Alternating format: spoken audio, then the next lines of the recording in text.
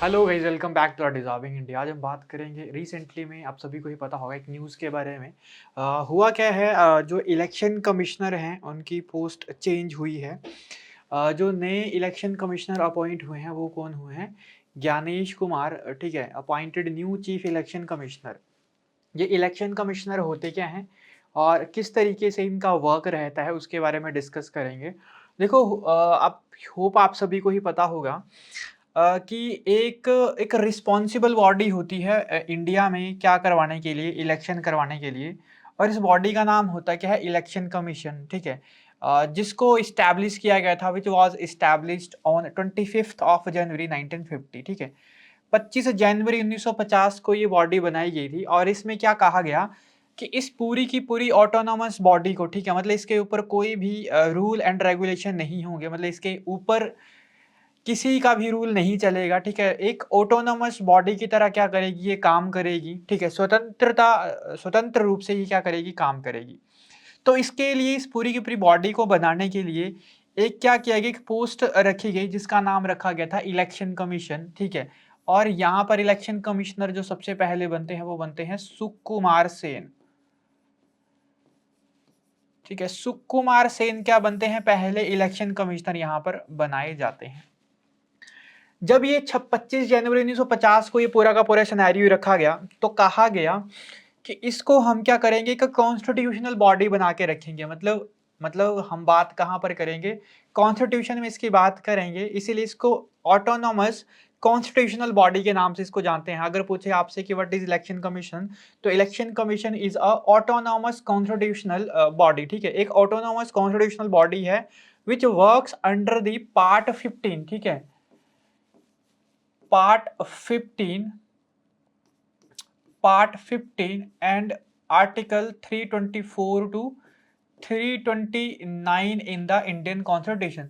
जो भारत के संविधान भाग 15 और अनुच्छेद 324 से लेकर 329 के बीच क्या करती है, बात करती है। तो भाग 15 और आर्टिकल 324 से लेकर 329 के बीच में क्या कहा गया कि इलेक्शन कमीशन को बनाया जाए and it should be N autonomous constitutional body, ठीक है। कि इसको क्या होना चाहिए, एक ऑटोनोमस कॉन्स्टिट्यूशनल बॉडी होना चाहिए, ठीक है। मतलब हाँ, ये पार्ट हमारे कॉन्स्टिट्यूशन में बात हुई तो बिल्कुल ही कॉन्स्टिट्यूशनल बॉडी है। तो अभी इसी के ही जो हेड हैं वो ज्ञानेश कुमार बनाए गए हैं। देखो, अभी तो 25 जनवरी 1950 की बात हुई है, इसका एवोल्यूशन देखते हैं, फिर देखते हैं कि किस तरीके से ज्ञानेश कुमार को क्या बनाया गया है, इलेक्शन कमिश्नर बनाया गया है। अब देखो, इस इलेक्शन कमीशन में हुआ क्या था। जब 25 जनवरी 1950 को इलेक्शन कमीशन बनता है, इसको ऑटोनोमस कॉन्स्टिट्यूशनल बॉडी बनाया जाता है, सुकुमार सेन को पहले इलेक्शन कमिश्नर बनाया जाता है। उसके बाद इसमें सबसे बड़ा जो मेजर चेंज आता है वो आता है 1989 के अप्रॉक्स, ठीक है। अब इस 1989 में होता क्या है कि जब हमारे पास जो वोटिंग की एज थी, ठीक है, सबसे पहले वो कितनी रखी गई थी, 21 रखी गई थी।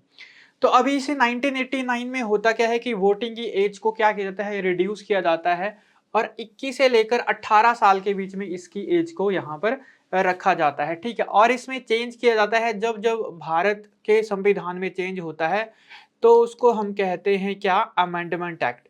तो 61वां संविधान संशोधन या 61st अमेंडमेंट एक्ट या 61st कॉन्स्टिट्यूशनल अमेंडमेंट एक्ट जो होता है, ये क्या कहता है कि वोटिंग की एज को हम क्या कर देंगे, रिड्यूस कर देंगे। कितने से लेकर कितने तक, 21 से लेकर 18 ईयर तक। इसमें एक दूसरा चेंज और लाया गया, जो सिर्फ एक पर्सन की ही बॉडी थी, जो पहले सुकुमार सेन इलेक्शन कमिश्नर थे। अब इसमें क्या बोला गया कि अब इस बॉडी को क्या करेंगे, 3 पोर्शन में डिवाइड करेंगे, ठीक है। अब 3 पोर्शन में क्या कर दिया, इसी 89 में, 1989 में इसी ही एक बॉडी को 3 हिस्सों में तोड़ दिया। जो सबसे हेड रखा गया उसका नाम रखा गया chief election commissioner, chief election commissioner. और इसके जस्ट नीचे क्या होंगे, 2 पर्सन इसको क्या करेंगे, हेल्प करेंगे, जिसका नाम होगा इलेक्शन कमिश्नर। इसका नाम भी क्या होगा, इलेक्शन कमिश्नर। और इनका नाम भी क्या होगा, इलेक्शन कमिश्नर, ठीक है। तो पहले जो अभी जो बात थी सिनेरियो की, मतलब पिछले कुछ टाइम से जो चीफ इलेक्शन कमिश्नर थे वो कौन थे? राजीव कुमार। तो राजीव कुमार की रिटायरमेंट के बाद अब जो इलेक्शन कमिश्नर बनाया जाएगा वो किसको बनाया जाएगा? ज्ञानेश कुमार को। जो पहले यहाँ पर ज्ञानेश कुमार थे, अब इनकी प्रमोशन करके यहाँ पर इनको क्या बना दिएगा? Chief election commissioner. और इनके साथ एक और इलेक्शन कमिश्नर थे सुखवीर सिंह संधू करके। मतलब यहाँ पर अब इस पोजीशन में पहुंच गए ज्ञानेश कुमार, और यहाँ पर हैं सुखवीर सिंह संधू। और ये सीट क्या होगी? वेकेंट होगी, क्योंकि इसी सीट को प्रमोट करके क्या बना दिए? चीफ इलेक्शन कमिश्नर, जो पहले कौन थे? राजीव कुमार। तो राजीव कुमार की रिटायरमेंट के बाद किसको हेड बनाया जाएगा? मतलब ये सरकार ने बिल्कुल घोषित कर दिया है कि अब नए जो इलेक्शन कमिश्नर होंगे वो कौन होंगे? ज्ञानेश कुमार यहाँ पर क्या होंगे? इलेक्शन कमिश्नर होंगे। अगर इलेक्शन कमीशन ऑफ इंडिया की अगर बात कही जाए कि क्या क्या इसके वर्क्स रहते हैं, क्या क्या टर्म्स एंड कंडीशंस रहती हैं, तो देखो इलेक्शन कमीशन का सबसे बड़ा जो काम होता है वो होता क्या है कि कंडक्टिंग इलेक्शन। इलेक्शन को क्या करवाना? कंडक्ट करवाना। इलेक्शन कमीशन क्या करता है? ऑर्गेनाइज करता है एंड कंडक्ट करता है इलेक्शन, लोकसभा के इलेक्शन, राज्यसभा के इलेक्शन और स्टेट की लेजिस्लेटिव असेंबली के इलेक्शंस। ठीक है, मतलब जितने भी इलेक्शन होते हैं, प्रेसिडेंट के, वाइस प्रेसिडेंट के इलेक्शन कौन करवाता है? हमारे पास election commission of India. Except panchayat, except the local government, या एक्सेप्ट द लोकल जो इलेक्शंस होते हैं। लोकल का इन द सेंस आप बोल दो कि पंचायतों के इलेक्शन और अर्बन लोकल बॉडीज के जो इलेक्शन होते हैं वो इलेक्शन कमीशन ऑफ इंडिया नहीं कराता है, वो करवाते हैं स्टेट इलेक्शन कमीशन जो होते हैं। ठीक है, जो 73rd and 74th amendment act 1992 के तहत जो बातें हुई थी स्टेट इलेक्शन कमीशन को बनाने के लिए, तो वही स्टेट इलेक्शन कमीशन क्या करता है? पंचायतों के और अर्बन लोकल बॉडीज के इलेक्शन करवाता है। तो इलेक्शन कमीशन लोकसभा के, राज्यसभा के, स्टेट की लेजिस्लेटिव असेंबली के भी, प्रेसिडेंट के, वाइस प्रेसिडेंट के इलेक्शन यही संभालता है। ठीक है, पहली बात तो ये। दूसरी बात, इसका क्या काम होता है? Preparation and revision of the electoral rules. ठीक है, कि पूरे के पूरे क्या करना, इस इलेक्शन के प्रोसेस को क्या करना? गो थ्रू करना, इसकी एक्यूरेसी, इसकी एपडेशन। ठीक है, सारा का सारा काम किसका होता है? इलेक्शन कमीशन का। Supervising political parties and symbols, इनको जो सिंबल जो डिस्ट्रीब्यूट करते हैं पॉलिटिकल पार्टीज को, एंड रिकॉग्निशन जो दी जाती है पॉलिटिकल पार्टीज को, वो भी किसके द्वारा दी जाती है? इलेक्शन कमीशन ऑफ इंडिया के ही द्वारा दी जाती है। तो इलेक्शन कमीशन ऑफ इंडिया क्या करता है?